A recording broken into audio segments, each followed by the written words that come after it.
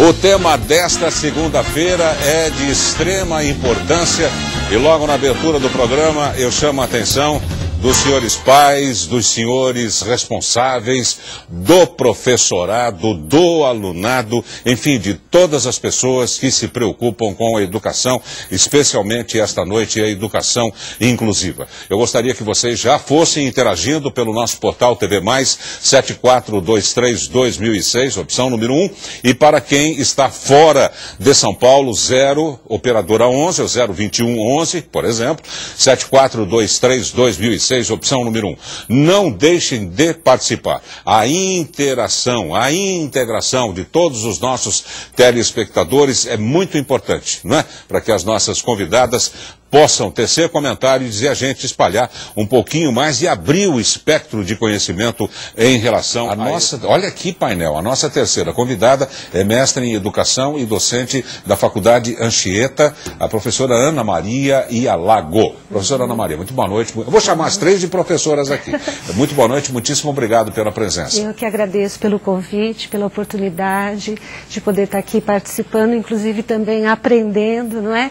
Com especialistas na área, já que a minha especialidade é mais para a formação desses professores, e a discussão seria exatamente essa, quer dizer, a nossa preocupação, eu que trabalho no curso de licenciatura, como é que a gente consegue dar uma formação mínima para esses profissionais que vão enfrentar grandes desafios nesse processo inclusivo. Se tivéssemos que construir um prédio, a professora é especialista em areia, pedra de brita, não é? Ferro, é o alicerce de tudo. Exato. Não é? É dali que eles vão sair fortes e firmes para poder desenvolver esse trabalho tão bonito, não é, professora? Sem dúvida. E conversar um pouquinho sobre o papel, né, de uma instituição de ensino superior neste processo, porque nós acabamos, até por uma série de questões que com certeza os colegas vão trazer, são poucos os alunos com necessidades especiais que conseguem chegar no ensino superior. Então o nosso desafio, ele ainda está em outras esferas, né? Que é da formação inicial, exatamente. E na nossa instituição, na Faculdade Anchieta, que nós trabalhamos muito com a inclusão social, que também é uma outra questão, né? Então, embora nós não recebamos tantos alunos com necessidades físicas, nós temos, assim, aqui no entorno, nós temos muitas pessoas em situação de carência social, né, com pouco capital cultural. Então, discutir um pouco essa questão também. O que o Instituto de Educação Superior pode fazer para uma inclusão social? E eu creio... Bom, painel Ana Maria, professora Ana Maria.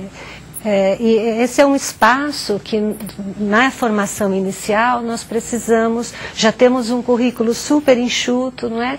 Então, o desafio é exatamente encontrar o espaço para começar as discussões, para que esse futuro profissional da educação tenha consciência que ele precisa de uma equipe multidisciplinar para apoiá-lo, que ele precisa ter um olhar especial para começar a vencer alguns preconceitos, alguns medos, algumas atitudes, né? Que às vezes, exatamente por falta de conhecimento, o professor acaba tendo uma atitude um pouco resistente em receber este aluno, porque nós já temos tantos desafios, né, na sala de aula. Então, às vezes um aluno de inclusão, o professor vê aquilo como um desafio praticamente intransponível. Então, na formação inicial, a gente tem que encontrar um espaço para já começar esse trabalho. Agora, professora Ana Maria, as pessoas... primeiro, qual é a formação básica que o professor deve ter para... é um complemento na educação do professor? Então, no caso específico, eu trabalho com o professor para o Fundamental 2 e o ensino médio. Então, já é um professor especialista. Então, no currículo, né, na formação, a questão pedagógica, ela acaba sendo uma questão que é trabalhada em pouco tempo. Diferente de um curso de pedagogia, onde o tempo de formação dá para discutir essas questões com mais detalhamento. Mais específico, exatamente. Né? Agora, são pessoas diferenciadas? Qual é a característica, né, do professor voltado para esta área? Então, da forma como esta inclusão está acontecendo, quer dizer, esse professor no ensino fundamental 2 e médio, ele é um professor da disciplina. Não é? Então, por isso mesmo, ele precisa de um professor de apoio, que nem sempre acontece. Então, é uma discussão mais complexa, né? Como é que nós vamos encontrar um caminho no currículo para começar a preparar este aluno? Então, esse é um trabalho que nós temos procurado realizar lá na Faculdade Anchieta. É uma inovação, por isso que eu disse até que eu estou aqui até numa posição de aprender com as colegas, porque é uma preocupação que nós temos e é uma busca que nós estamos iniciando. Então, a instituição como um todo está ainda trabalhando mais nesta questão social, na inclusão social, onde nós temos mais know-how, temos vários programas nesse sentido, mas lidar com esse deficiente físico ou com esse deficiente de aprendizagem ainda é um desafio. Então, nós precisamos E essas especializações do outro lado, por exemplo? É complicado isso. Professora Ana Maria. Aproveitando o gancho da colega a respeito, não é, dessa coisa também dos alunos considerados, entre aspas, né, normais, de se sentirem confortáveis. Então, na Faculdade Anchieta nós temos um trabalho bem diferenciado em relação aos deficientes auditivos. Inclusive o curso de Libras ali está se tornando um dos polos aqui na região muito conhecidos. Nós temos, assim, inclusive, pessoas da área de RH que vêm também para fazer esses cursos. E nós temos alunos até no ensino superior, né, com dificuldade auditiva, e a partir do momento que a comunidade começa a conviver, começa a diminuir essa questão do protecionismo, dessas atitudes, não é, de proteção, e eles começam a ganhar esse espaço, e o próprio aluno também começa a sentir, a pedir mais para ele mesmo, a ganhar esse espaço. Então, é um processo difícil, né? Esse primeiro momento é difícil para o aluno com necessidades especiais, é difícil também para os demais alunos, mas passado esse estranhamento inicial, sem dúvida é um ganho para todos, né? Exatamente, sem dúvida. Eu esqueci, eu voltei do começo. Olá, Darcy Arruda, estou assistindo o seu programa, meu nome é Wallace e gostaria de fazer uma pergunta aos entrevistados.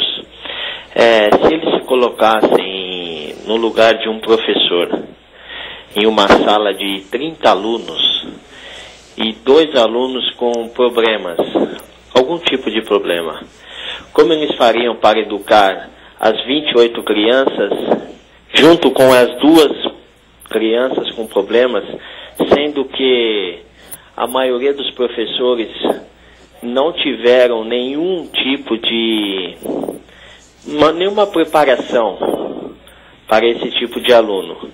Como eles diferenciariam esse tipo de aluno dos demais? Obrigado e um bom programa para vocês.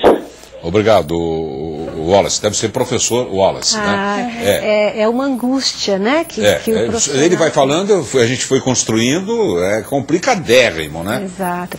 Por isso, exatamente, essa formação contínua mesmo, não é? O professor também precisa buscar os seus caminhos. Por isso que, voltando, né, para o ensino superior. Então, se nós não temos no currículo, talvez como cursos de extensão, que esse professor vá buscar, porque nós estamos num processo de construção, né? Nós não temos respostas prontas. Então, eu sei que talvez não seja a resposta que o professor gostaria de ouvir, mas é a resposta que eu acredito mais verdadeira.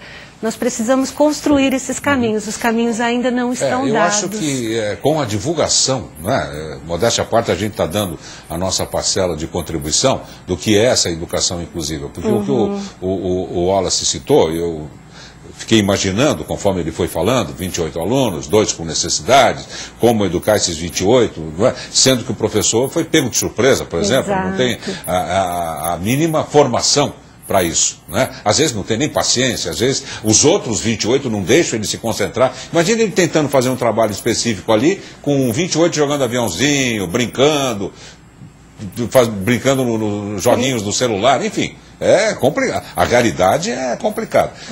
Não é como esse professor manter o equilíbrio didático.